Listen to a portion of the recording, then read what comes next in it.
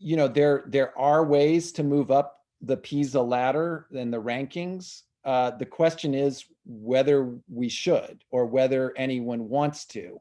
And one of the reasons that's a question is because that whole idea that somehow scoring higher in PISA produces a higher performing economy is suspect. There are certainly people who believe that, but there are plenty of people who don't believe that.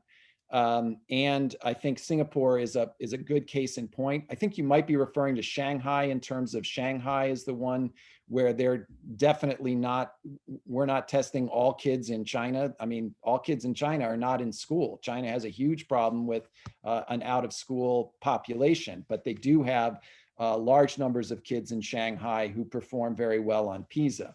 The thing about the Singaporean system that many people don't understand is Singapore actually chose not to participate in PISA until, I can't remember, the second or third iteration, until they felt they could do well on it.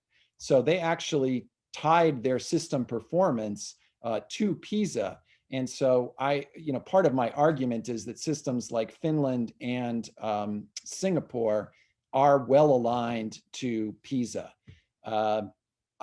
Now, Finland is interesting because Finland is actually dropping on the PISA charts in the PISA rankings, and a lot of people, mostly outside Finland, are concerned about that. Folks in Finland are much less concerned about the overall drop in PISA ranking than they are that performance is becoming much less equitable.